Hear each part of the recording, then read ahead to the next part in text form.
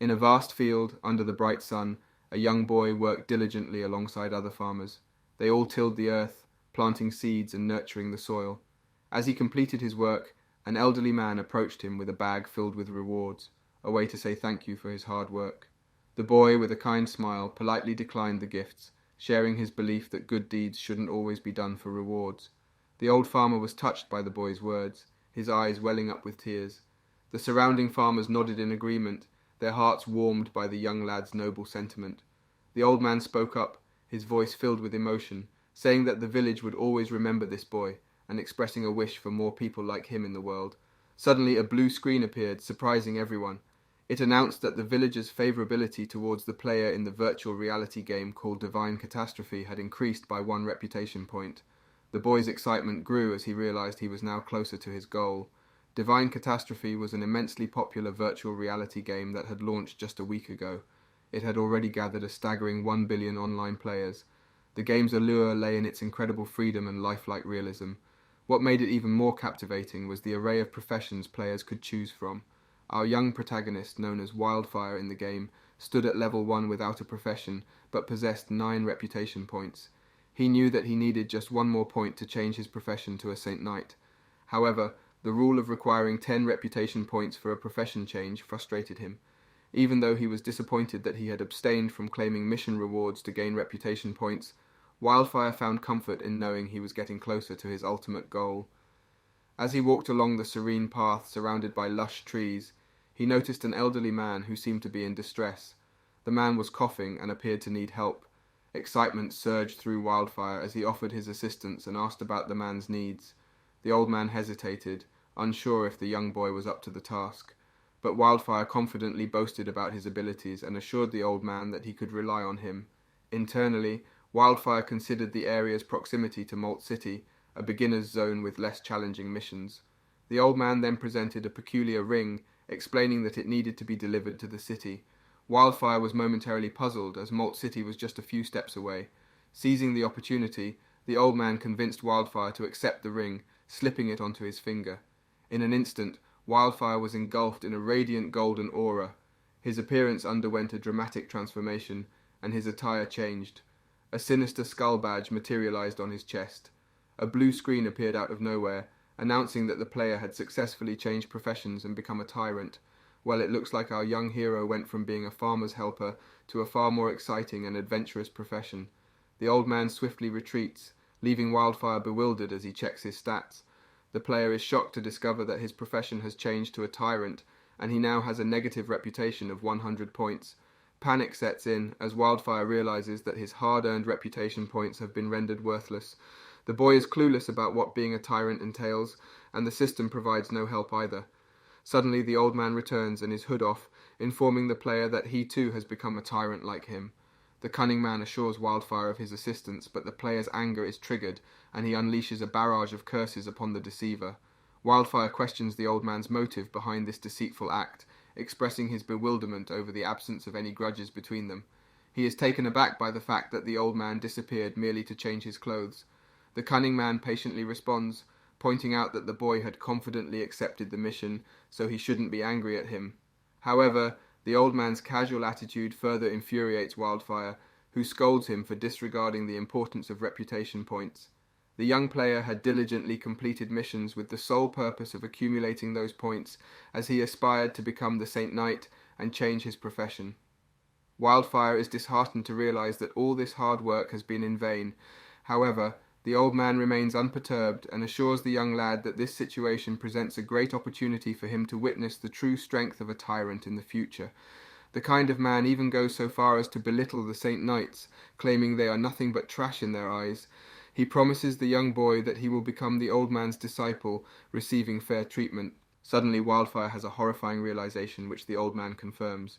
With his reputation points now in the negative, the player's movements will be restricted. Wildfire contemplates deleting his account and starting over, but the old man grants him a powerful fire skill that leaves the player feeling dazed and questioning why all this is happening to him. As the cunning man departs, Wildfire decides to go with the flow, acknowledging how far he has already come. The player opens his account to learn about the tyrant profession, as he has never heard of it before. However, Wildfire is unable to find any information on it, leading him to believe that the old man has tricked him. Determined to change his profession, he decides to return to his village and find a way to accomplish that. Upon arriving at his village, Wildfire is surprised to find guards stationed at the gates. Before we continue, take a moment to answer the question of the day. What is the best fantasy weapon? Comment down below for a chance to be shouted out. Now back to the recap. The player wonders if there is something new happening, maybe a big event or a war on the horizon. Wars sometimes pop up in the game and players can win cool things from them. The idea of getting a good reputation from a war makes them feel excited. Wildfire wants the guards to open the gates for him, but his confidence goes away fast when a guard warns him to stop or get attacked. The innocent player talks to the guard saying he's not bad, but the guard sees his skull badge and tells the other guards to attack. Wildfire gets frustrated and curses the old man who got him in this mess, where he can't even get into his own city. Suddenly a screen shows up, telling the player to use a skill called Villain. Feeling like he has nothing to lose, Wildfire tries it, hoping he can just start over if things go really bad. The skill gives him power, and he fights back against the attacking guard. It's surprising how strong he becomes, even though he's only at level 1. He goes from a good guy to a tough-looking guy with a skull badge pretty quickly. The player gets a bunch of messages saying that because Wildfire hurt the guard, now the guard and the city are mad at him. He's got a bad reputation now, and they even put a price on his head, 10 gold coins. Wildfire is shocked and says sorry, but the guards keep coming at him.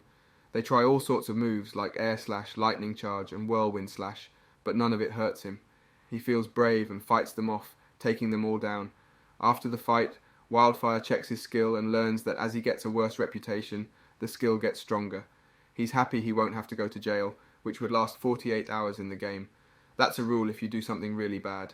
Now Wildfire decides to go to Chaos City, but before he goes he looks through the guard's stuff to find something good. He doesn't find much, just some not-so-great steel. He gives up and goes on his way. Later, the chief of the guards shows up and is really surprised. The guards are all knocked out naked, and their stuff is left behind. The chief hears rumours about an adventurer who did this and gets really mad. He offers a big reward, 200 gold coins to anyone who catches Wildfire, dead or alive. Meanwhile, Wildfire is headed to Chaos City, not knowing about the danger behind him. From wanting to be a good knight to becoming a not-so-good guy, it's a weird change.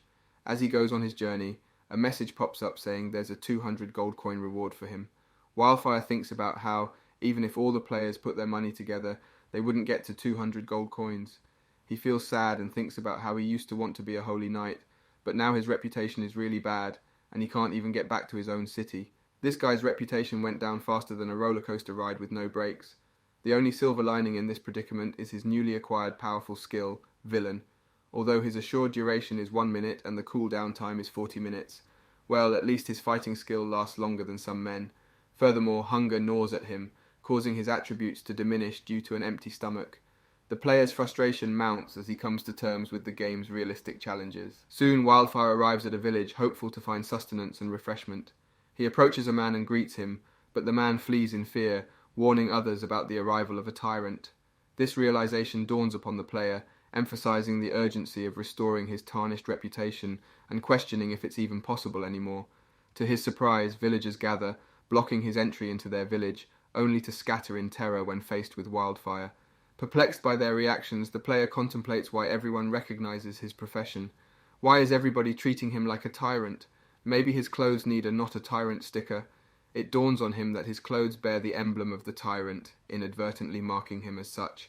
Thank goodness the dumb head finally realized it. His rumbling stomach demands attention, compelling Wildfire to swiftly find food and conceal the emblem. While searching for sustenance in the village, the player discovers abandoned sausages left by the frightened villagers. Initially contemplating the ethics of stealing food, Wildfire's hunger drives him to devour the sausages hastily. After satisfying his hunger, he proceeds to pilfer some milk and bread.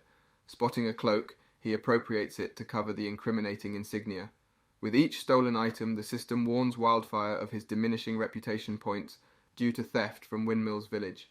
However, he gains silver coins, as stealing in the game has no immediate consequences unless caught. The stolen items can be utilized personally or sold through a dealer. As Wildfire departs from the villagers reappear, discovering the missing sausages, bread, milk, and cloak. One man ponders how a tyrant could stoop to stealing such insignificant things, questioning if they have misunderstood Wildfire. It must be feeling tired after playing with all those naked bodies earlier. They find a note from the so-called tyrant explaining his hunger and thirst as the reason for the theft, assuring the villagers that he will return. Meanwhile, the player considers his cleverness in leaving the note, but the villagers perceive it as a warning that the tyrant will return for them. After a while, Wildfire manages to reach Chaos City, grateful for the supplies acquired earlier. The player enters the city, recalling information gathered from game forums about its dangerous reputation. Chaos City is renowned as a treacherous town filled with vicious thugs, but Wildfire senses that there must be more to it from an insider's perspective. He remembers that taverns are the ideal places for information and supplies, prompting him to seek one out. Upon entering a tavern, the owner inquires about his order. Wildfire requests 20 servings of milk and 20 servings of any food with a longer shelf life, preferably something that can endure. The owner jests, asserting that it is a pub, not a nursery, and suggests that he should drink beer like a man. Undeterred, Wildfire insists on his order, leading the owner to disclose the exorbitant prices. In response to the tavern owner's inquiry, Wildfire reveals that he has earned 50 silver coins from slaying monsters during his journey. With understanding, the player acknowledges that the prices in the tavern are not displayed on the menu, and anticipates that they would be higher than usual. Undeterred, the owner informs him that the total bill for 20 servings of food and milk amounts to 4 gold coins, questioning whether Wildfire can afford it. Some patrons in the tavern, enjoying their drinks, begin sharing their opinions about the city. A woman recalls encountering many young individuals like Wildfire in Chaos City, believing them to be naive about the dangers that lie within. Another person comments on the city's dangerous side, warning that even a tiny mistake might bring about terrible results. They say having enough money for a safe hotel is crucial. Wildfire pays attention, looking at the job orders on the notice board. While he checks the notices, people around him keep talking. They guess he's searching for a safer job because he takes so long to decide. They give advice he didn't ask for, saying Chaos City isn't for the faint-hearted. The tough folks in the tavern think he's too scared to take action. Finally, after thinking for a while, Wildfire picks a job order and gives it to the tavern owner. He asks where to get the reward after finishing the task. The owner is surprised by Wildfire's courage to accept a job involving killing a dangerous creature called a Kasky. People laugh and make fun of him, but the owner explains that the reward for killing a Kasky is huge, enough for Wildfire to open his own tavern or buy food and milk. Wildfire reassures the owner and leaves the tavern. The owner and others talk about how delicious Kasky meat is. Meanwhile, Wildfire thinks about how the reward money could help him with his problems. Inside the tavern, the owner doubts if Wildfire can really do the job. He doesn't think Wildfire will survive. He regrets giving Wildfire the order and losing a chance to make money. Wildfire continues his quest to find the Kasky beast. He searches a barren area for a supposed pond, as the job description said. But there's no pond around, which confuses him. He's tired and hungry after walking for a while. He complains about the troubles in the Divine Catastrophe game. Resting for a bit, Wildfire eats stolen sausages and feels better. He notices a dense forest to the northwest and decides to explore it. After eating and drinking milk, he's full of energy and ready to keep searching for the Kasky beast. As he's about to continue, the ground starts shaking. He wonders if it's an earthquake or some creatures. Curious, he waits. Suddenly the ground splits open. Wildfire thinks the Kasky beast might have shown up, but it's a small creature that changes into a huge beast with many legs, teeth, and 4 red eyes. Wildfire is surprised and excited, wondering why it's here instead of near a pond. The Kasky beast attacks, opening its jaws, but Wildfire fights back. The beast hits him with its tail, and Wildfire is amazed that he didn't take much damage. His confidence falters for a moment, but he realizes his skills are much stronger now, 30 times better than before. He gets determined to win and defeat the Kasky beast. In the realm of Divine Catastrophe, a fierce battle rages. Wildfire stands tall, eyes fixed on the monstrous Kasky. His heart races with determination, knowing that just 2 well-placed strikes could end this beast's reign of terror. He feels his fighting spirit surge within him, igniting his resolve. Kasky's attacks come swift and powerful, but Wildfire doesn't falter. With unwavering courage, he strikes back, each blow fueled by ferocity. The clash of their forces creates a spectacle of pure intensity. In a climactic moment, Wildfire delivers a decisive blow that shatters the creature's defenses, causing it to collapse in defeat. As the dust settles, a mission completion screen materializes before Wildfire's eyes. Victory is declared, and his hunt for Kasky is a success. The rewards for his valiant efforts are displayed, an epic quality Kasky horn and a rare quality scale, both boasting level 25 power and unique attributes. Ecstasy courses through Wildfire as he holds the coveted epic quality material in his hands. It's a rare and precious find, something he cherishes deeply. In the world of divine catastrophe, items come in various qualities, from ordinary to mythic, and this is a true treasure. Eager to gauge his progress, Wildfire accesses his player's status screen. His heart leaps with joy as he witnesses the substantial growth of his attributes. His level, strength, defense, agility, endurance, and mana have all skyrocketed to level 23, and with 35 distributable points at his disposal, he can further enhance his abilities. Gratitude fills Wildfire as he reflects on the generous rewards for vanquishing such a formidable foe at a relatively low level. He muses about the advantages of being a skilled player, attracting mighty adversaries, yet a sense of weariness tugs at him. The constant pursuit as a feared tyrant has grown tiresome, restricting his movements within his own city. Thoughts swirl in Wildfire's mind as he ponders the predicament of transporting the massive Kaski's corpse. He contemplates his options and decides to invest all his distributable points into increasing his strength. Determination fuels his efforts as he attempts to lift the lifeless creature, but it proves impossibly heavy. Concern gnaws at him. Leaving the body unattended could invite theft. Regretfully, he leaves the Kaski's body behind, a weighty decision born of necessity. Back in Chaos City, Wildfire proudly announces the completion of his task, yet skepticism greets his proclamation. Accusations of boasting fill the air, doubting his claim of victory. Amidst the doubt, a familiar face emerges, a jovial drunkard who had witnessed Wildfire accepting the commission. Laughter echoes through the tavern as the man playfully teases the young player. The tales of his supposed exploits spark amusement, though Wildfire remains resolute. Undeterred by the laughter, he seeks out the bar owner to claim his well-earned reward. The old man's skepticism escalates to agitation, but the bar owner intervenes, asserting his authority. He questions Wildfire about the Kaski's demise and its body. Surprisingly, Wildfire admits the truth. The Kaski's death was not about law and order, but the delectable meat it provides. A demand for the body rattles Wildfire, who calmly explains the impracticality of hauling such a massive carcass alone. He assures the bar owner of evidence and justification for his actions.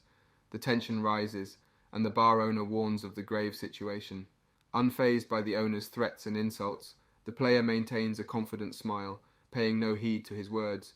Enraged by Wildfire's nonchalant attitude, the owner proclaims that no one has dared to make a fool of him in a long time, and prepares to attack the boy with determination and anger. Wildfire experiences a strong sense of cruelty emanating from the bar owner, leading him to believe that it is the reason the owner can pacify people in the tavern. Despite this, the player calmly tries to reason with the owner and reiterates that he has indeed killed Kaski. Wildfire suggests that the owner accompany him outside the city to witness the beast's lifeless body, intending to claim his reward. However, the bar owner grows upset and warns Wildfire against making threats. The owner attempts to strike the player, vowing to bring about his demise. Much to the owner's surprise, Wildfire effortlessly evades the attack. Desperado intervenes, claiming that the boy possesses exceptional speed and refers to him as a little monkey. He boldly proclaims that his next punch will mark the end of Wildfire. Frustrated with the bar owner's attitude, the player decides it's time to teach the owner a lesson, and concludes that he is not in the mood to give any reward. In a composed manner, Wildfire declares that he has no intention of killing the bar owner, since there would be no one left to pay him. Onlookers comment on the player's recklessness and arrogance, believing he is courting death. Even in the face of imminent danger, they cheer for the owner to eliminate the boy once and for all. However, Wildfire effortlessly evades another punch from the bar owner, instead slashing him across the chest with his sword, inflicting a severe wound. The owner sure knows how to throw a punch, or at least how to miss a punch. Maybe he should consider a career in synchronized dancing. The player reminds the owner that he specifically mentioned not wanting to kill him. Wildfire ensures the owner will spend several days in the hospital. The boy sarcastically remarks that the owner will now have to cover his medical expenses as well. The bar owner underestimated Wildfire's strength, and now he's nursing both his wounds and a bruised ego. Observing Desperado's defeated expression, the player sees his sword as the owner contemplates Wildfire's strength. The people in the bar begin taunting him, claiming he is no longer strong and has lost his charm. They mock the bar owner's inability to defeat a mere child. This enrages the owner, who shouts at them to cease slandering him. Concerned about his reputation in Chaos City and fearing retribution from the city's thugs, the owner resolves to remain resolute, unwilling to show any signs of weakness. The tavern owner confidently recalls that he still carries a bounty of 100 gold on his head. Remembering the crowd, the owner attempts a left swing, but it has no effect on Wildfire. The bar owner is astonished, but the player does not even attempt to dodge the punch, even though it was only 30% of his strength. The owner wonders how such a solid hit fails to affect the boy. This infuriates the bar owner even further, prompting him to launch another attack with full force. However, Wildfire remains steadfast, calmly stating that Desperado is undoubtedly strong, but unlucky to face the player as his opponent. Internally, Wildfire reflects that his attributes have increased significantly and is confident that even a level 100 player would be no match for him. Car's punch creates chaos in the bar, causing others to fall off their chairs, and the impact is even felt by those outside the tavern. However, Wildfire stands firm, thinking that the blow only depletes a fraction of his power, around 1 to 2%. As he approaches, the bar owner becomes frightened and begs the player not to come any closer. Wildfire warns him that if he can't control his strength, the owner might meet his end in his hands. Meanwhile, the drunken man contemplates whether Kasky has truly been defeated by the kid. Wildfire ponders launching an attack on the bar owner, believing that a single blow from his sword could inflict 10 damage to the owner's HP. However, he ponders whether the owner will still refuse to pay the reward after all the trouble. Instead, Wildfire suggests that it would be easier to simply kill him. The mere mention of this frightens the owner, and he quickly offers to pay the money, pleading not to be killed. Satisfied, the player realizes that he no longer needs to go through the hassle of retrieving Kasky's body. While a fire proceeds to ask for his payment, the bar owner hastily gathers all his savings, stuffing them into a bag, hoping it is the correct amount. The owner anxiously asks if it is enough, but after counting, Wildfire informs him that the sum is short by 20 silver coins. Hurriedly, the bar owner goes to fetch the remaining amount, but discovers that all his money is gone, leaving him with nothing. Man, how soon the tables have turned. Reminding the owner of their initial encounter, Wildfire recalls how he had requested 20 servings of food and milk, with a long shelf life. The realization brings a glimmer of hope to the tavern owner, and he rushes to procure the required items for the boy. Meanwhile, among the spectators, a girl inside the tavern starts to wonder about the player's uniqueness. Her thoughts drift towards his background, especially since he managed to teach the notorious Desperado a lesson. Another boy chimes in, mentioning that the owner isn't weak, implying that the player must be exceptionally strong. He hopes, though, that this strong boy won't invite trouble. As anticipation fills the air, the owner returns with ample servings of milk and bread for Wildfire. Graciously, the player accepts the provisions and departs the tavern. Inside the bar, a collective sigh of relief sweeps through the people, thinking the kid has moved on. However, their surprise mounts as he reappears to share a tidbit. Kasky's body lies straight ahead, past the city. The owner's determination ignites as he decides to investigate. The kid no longer appears weak in his eyes. Unexpectedly, a newcomer named Wiki steps into the tavern, her curiosity piqued by the unusual daytime commotion. Her inquiry about the early bar closure startles a drunken man, earning him a scolding for his loud reaction.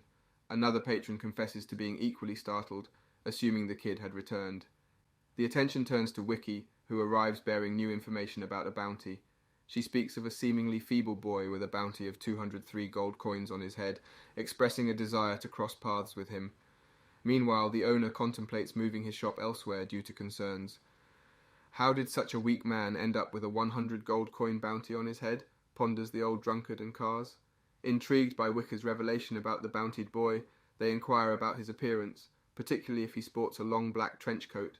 In response, Wicker reveals a picture of Wildfire, prompting Cars to realize that the boy's bounty is double his own. The shock settles in as he comprehends why he couldn't defeat him. Wiki proposes a partnership to the drunkard, suggesting they work together to reveal the player's whereabouts. She offers a share of the bounty as an incentive. The drunkard, however, declines cautiously, warning Wicker of the boy's unsuspected strength and recounting his victory over Cars.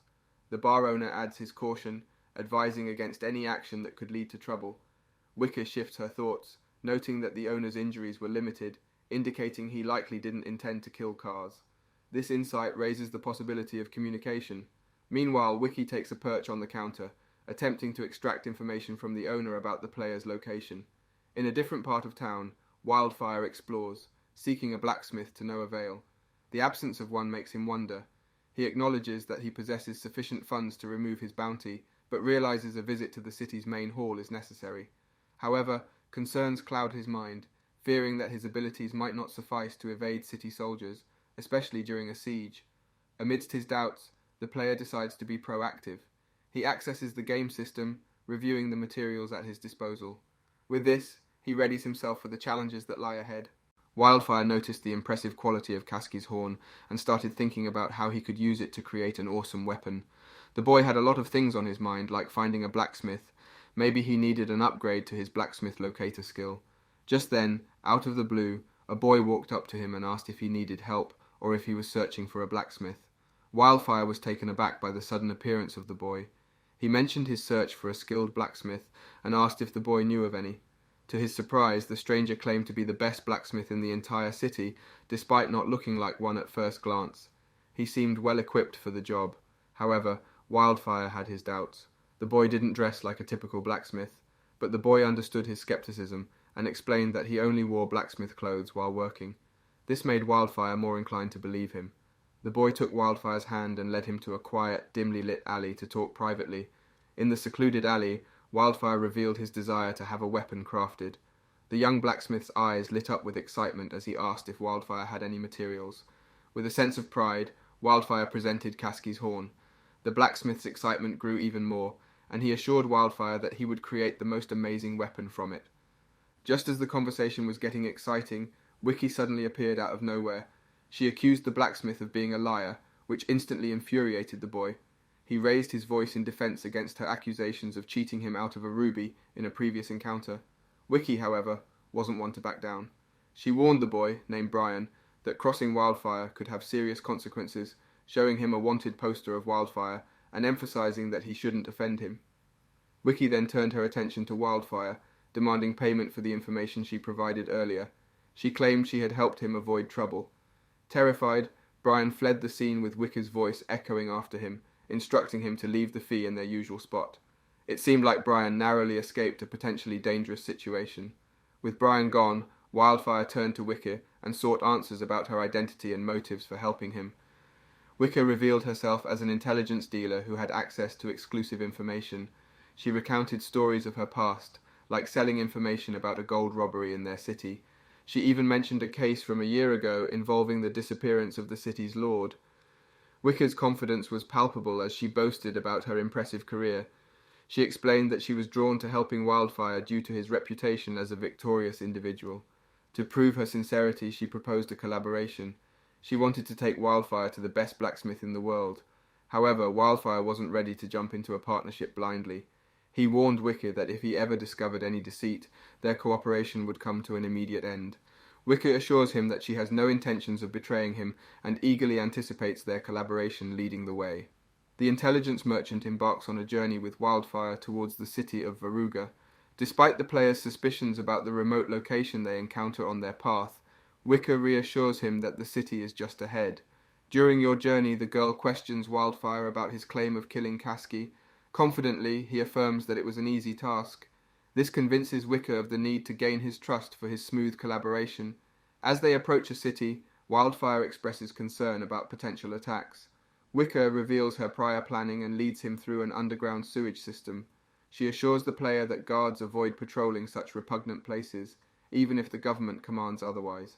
The intelligence merchant explains that these secret passages are reserved for individuals of certain status and provide access throughout Veruga City. Climbing a stairway, Wiki takes the lead while warning Wildfire not to peek at her. What does she think his crime is? Being a pervert? He resolves not to underestimate the non-player characters, NPCs, in the game, having been deceived twice before. Good for you. Eventually they reach the city, and Wiki directs Wildfire to a seemingly ordinary small blacksmith shop. However, he questions whether it truly is the best blacksmith in the world. A man emerges from the shop, and Wiki introduces him as Miss Timothy, a friend of her father and a skilled blacksmith. She requests him to craft a weapon for Wildfire, presenting the player as her friend in a difficult situation. To their surprise, Timothy declines, stating that he left the blacksmithing profession long ago. I guess Wiki is more of an intelligence misdealer. The blacksmith rather offers a place for hiding Wildfire. Wiki informs the man about her friend's intention to use Kasky's horn as the weapon's material, and playfully suggests that the blacksmith might not possess the skill to create a weapon from such a precious material. Provoked, Timothy asserts his ability not only to craft a simple weapon, but also to create a growth-type weapon using Kasky's horn. Mr. Timothy graciously invites them into his home, where Wildfire expresses his astonishment at the prospect of a weapon that can grow. However, the blacksmith is uncertain about his ability to create such a high-grade weapon. Seeking reassurance, Mr. Timothy asks both Wildfire and Wicker if they believe he is capable of the task. The blacksmith is uncertain about creating a high-grade weapon. The player assures him of his confidence in the blacksmith's abilities and presents him with the Kasky's horn, which impresses Mr. Timothy due to its epic quality.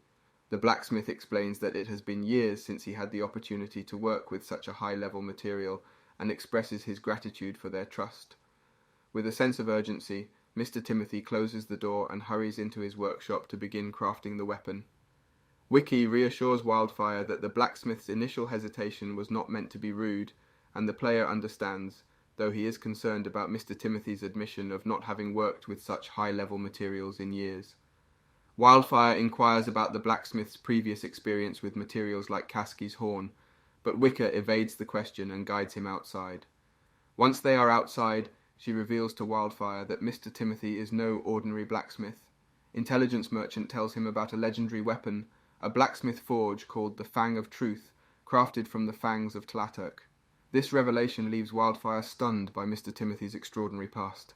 Their conversation is abruptly interrupted when Wiki pushes the player against a wall, urging him to remain quiet. We could have been such a hot moment with pressing and all, but our hero-turned-villain seems to notice as soldiers appear, and the girl explains that they are in the city's centre where patrols are common. She advises Wildfire to hide and avoid drawing attention to himself, emphasizing that he is a special individual. Wiki also cautions him to maintain silence and not disturb Mr. Timothy, who requires utmost concentration for his work. After a while, they both find amusement in deceiving the soldiers while remaining hidden. Suddenly, Mr. Timothy emerges from his shop, presenting Wildfire with an impressive-looking sword that surprises the player. A screen displays information about the sword named Killen Horn, with an epic quality. It is a one-handed sword that increases in level as the player levels up, boasting special effects such as Crying Blood Power and Devour. Wildfire is astounded by the presence of 3 special effects in a single weapon. The Crying Blood effect permanently enhances the blood-sucking ability, Power increases attack power, and Devour replenishes life value by 0.1% when the user defeats an opponent. Mr. Timothy eagerly asks if the player is satisfied with the weapon he has crafted. Wildfire expresses his gratitude, proclaiming it to be the best weapon he has ever seen, and promising to make the sword unforgettable to the world. What will happen next? Find out next time by staying tuned for our future recaps. Don't forget to like and subscribe for more great recaps.